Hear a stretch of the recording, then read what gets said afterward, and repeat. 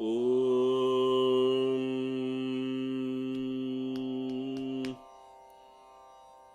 तपस्वाध्याय शुश्रूषा कृष्णपूजारतं मुनिं विश्वेशमिष्टदं वन्दे परिव्राट्चक्रवर्तिनं श्रीगुरुभ्यो नमः. हरि ओम to all. Welcome back to Bhagavad Gita session. Today we are going to look at chapter 1 verse 14. In previous verse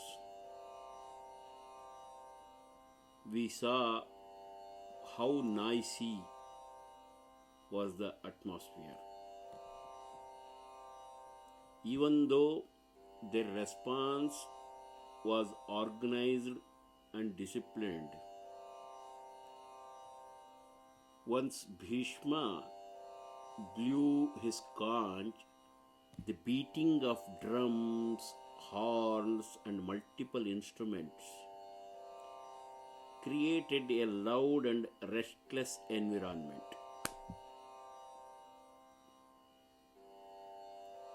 Now, the Bhagavad Gita deliberately shifts our attention to Pandava side. Here in Pandava side, everything is in complete contrast. In this verse, it is carefully shown through carefully chosen words, symbols and imagery. Let us look at Bhagavad Gita chapter 1 verse 14. Tatashvetairhayair-yukte महति स्यन्दने स्थितौ माधव पाण्डवश्चैव दिव्यौ शङ्खौ प्रदध्मतुः. ततः, then or after, श्वेतैहि white, hayaihi horses, yukte harnessed, mahati great or huge, syandane chariot, sthitau seated, Madhava, Pandavaschaiva and the Pandava. Divyau divine or extraordinary. Shankau conches. Pradhadmatuhu blue. Simple meaning of this particular shloka. Then Krishna and Arjuna seated on great chariot drawn by white horses blew their divine conches.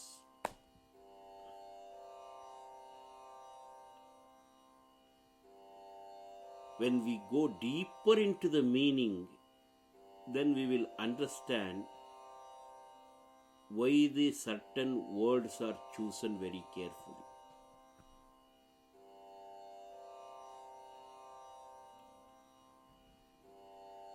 Even we saw in previous verse, even though the Kaurava army was organized, their response after Bhishma's conch created a noisy and heavy atmosphere.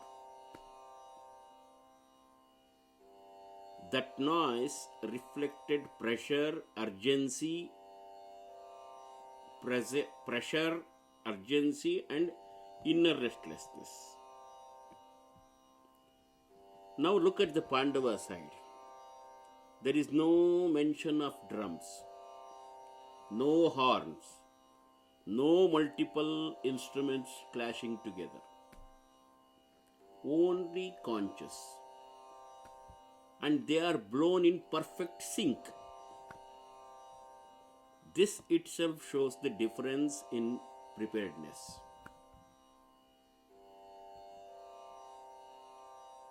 As I already said, the verse begins with carefully chosen words.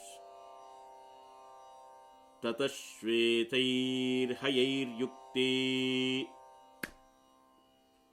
harnessed with white horses.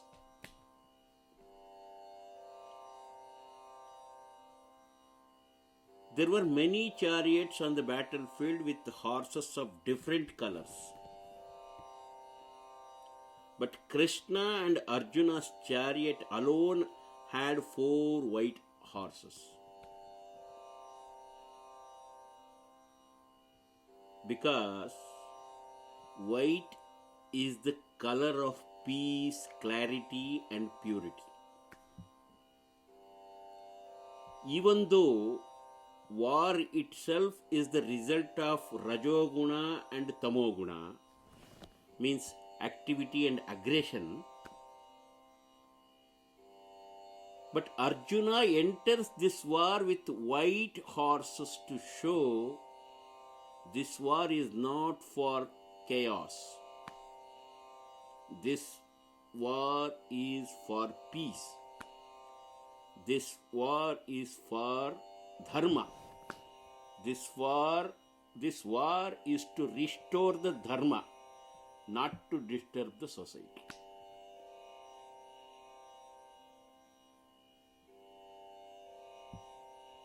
Then comes Mahati Syandane Sthitau,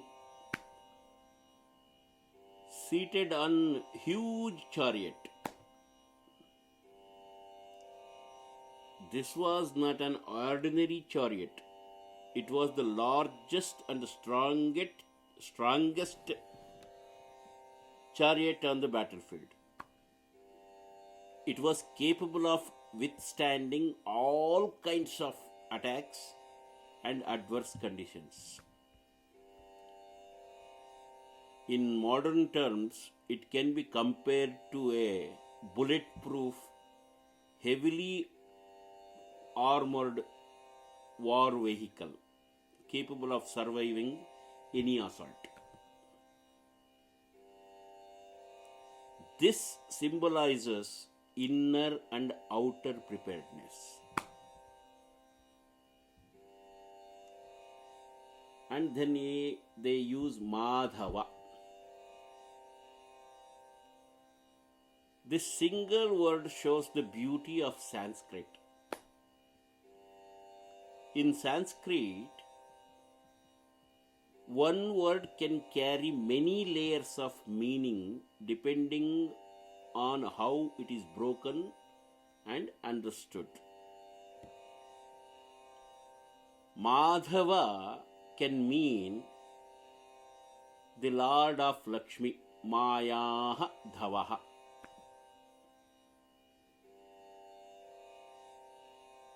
Or Madhuva.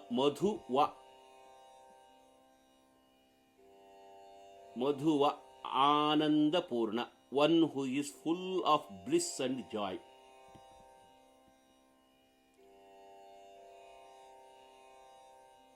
Another one is Madhava, one who belongs to the lineage of Madhu. Here, Madhava is best understood as one who belongs to the Madhu clan. Even though you can describe it in many ways, here we can take this particular meaning. How can he belongs to Madhu clan? Isn't he Yadava clan? Of course, Krishna belongs to the Yadava clan. This Yadava lineage became famous through Madhu, who is the son of Kartavirya Arjuna, who is another legendary Yadava warrior. So, the word Madhava quietly reminds us Krishna's royal, heroic and dharmic lineage.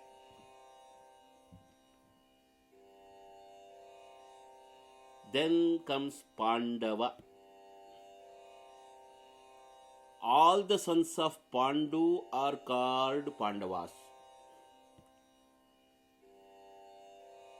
When one among them is mentioned, he is called as Pandava. There is also subtle meaning here. In Sanskrit, Pandu means white or bright. Arjuna is described as bright, radiant and pure in intent. At the same time, his color was whitish. So, Pandava word also reflects his inner clarity, brightness and purity and intent and his color, everything. Divyo Shankho Pradadmatuhu. They blew divine conches. These conches were not ordinary conches. They were extraordinary and sacred and divine.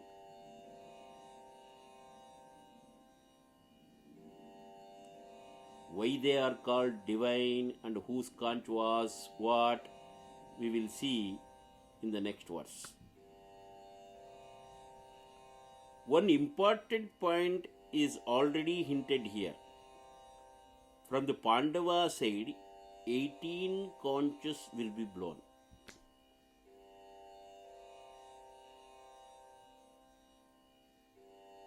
This shows that every level of warrior was ready, every unit was alert, and the entire army was prepared for synchronized warfare.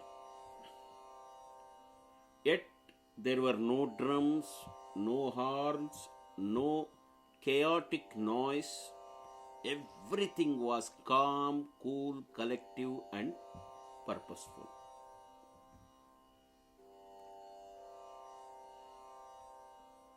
So, in Bhagavad Gita, chapter 1, verse 14, it shows the Kaurava army was loud even after being organized. The Pandava army was silent yet perfectly synchronized. There was noise, here everything in harmony. There was pressure, here everything is clarity. There was reaction, here everything is readiness. The Gita is slowly teaching us the battlefield is the same, the weapons are the same, but the inner state is completely different. From this point onward, the Gita will slowly shows us why clarity always outweighs noise. Who blew which conch and what each conch represents, we will see in the next verse. God bless you all. Hari Om. Sarve bhavantu sukhinah. Sarve santu niramayaah. Sarve bhadrani pashyantu. Ma kaschid dukhavag bhavet. Om Shantihi. Om Shantihi. Om Shantihi. Om Sham.